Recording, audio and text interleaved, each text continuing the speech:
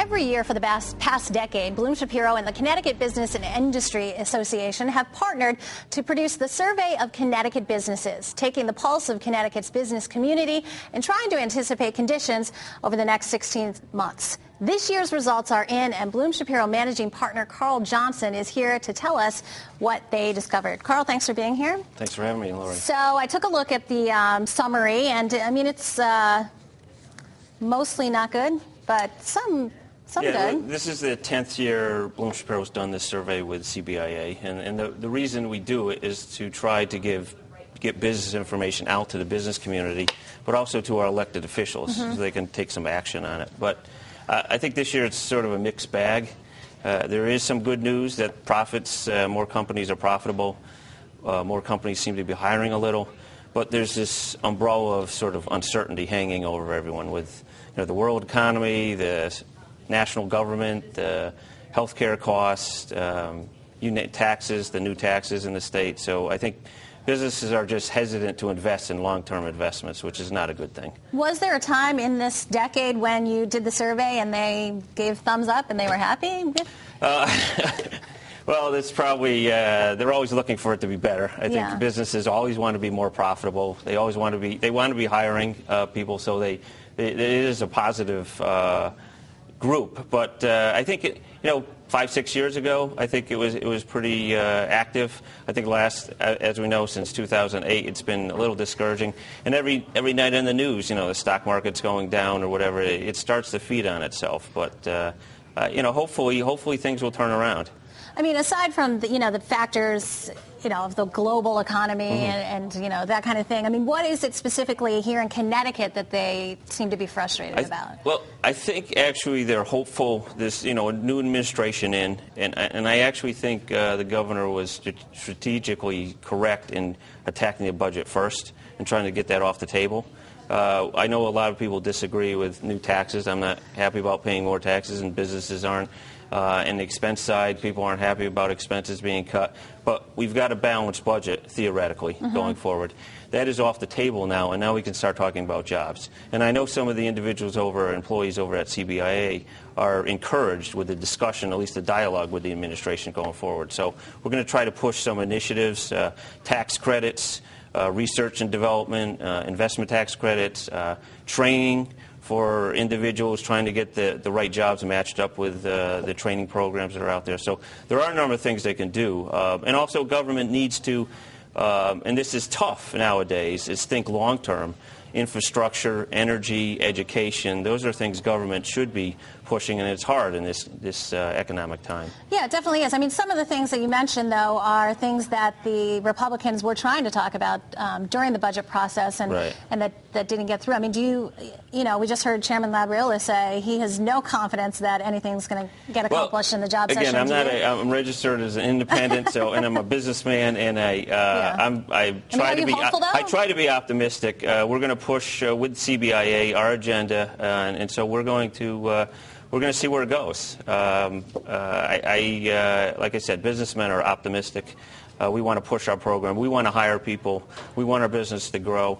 Actually, growth right now is painfully slow, and we want that to change. One of the notes in your survey that I read was that manufacturers are having trouble finding workers. Is that right? Yeah, there is skilled laborers are out there are hard to find.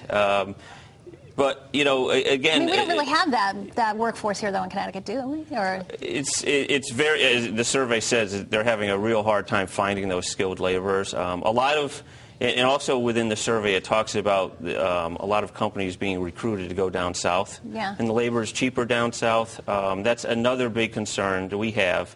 But how can we compete against that? Because it is cheaper down south. Well, we do have a few positives listed in the survey.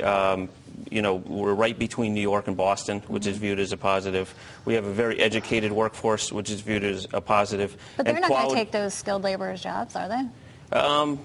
I think what comes through with New England in the survey is there's a quality of life that people like living in this area. And so I think we retain a lot of quality people with that. A lot of people just aren't going to pick up and move down south.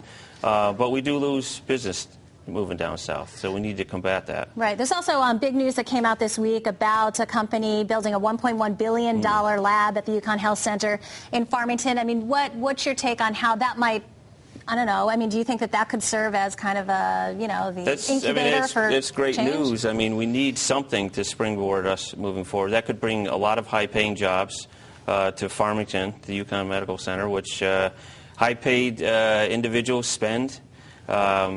Consumer spending is 2/3 of the economy.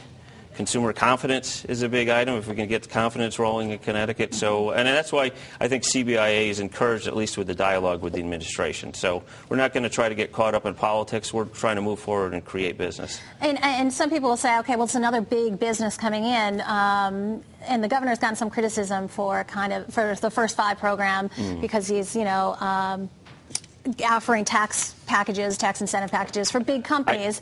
But I also saw in your survey that what percent, like a major percentage of companies rely on those, right? Small businesses create a lot of jobs. And those small businesses, though, rely on a lot of the big companies that are in the state of Connecticut. So it's a double-edged sword there. But I do think they should push more money to startup businesses. Give some credit to startup businesses, because surveys show nationwide that most jobs are created by small businesses as they grow. And sometimes you're spending a lot of money to keep large companies happy, and we miss that small business sector that is rising. You mentioned the tax increases. Of course, no one likes to pay more taxes, but how much is it really affecting Connecticut businesses, do you think? I mean, their ability to make moves. I think, in my personal opinion, it affects more of the consumer. The consumer has less dollars in their pocket, ultimately, because companies can't give raises if they have to pay more taxes. And consumer spending, again, is 2/3 of the economy. So that it's a vicious cycle, I think, that you start going down that taxing hole, So this survey just came out, and I mean, it really could help serve as part of the blueprint for this job session that they're entering, right? Right. And people can see it at? They can go to bloomshapiro.com, or they can go and Google CBIA and get it there, and that would be great. All right. Well, we appreciate you coming by. I mean, I know it's very extensive, and certainly there's a lot of information that people might be interested in. Carl Johnson, thanks a lot for being here. Thanks for your time. Up next, Connecticut will have a few spots open in D.C., and there are lots of people lining up to take the jobs. We're going to talk with one of them coming up.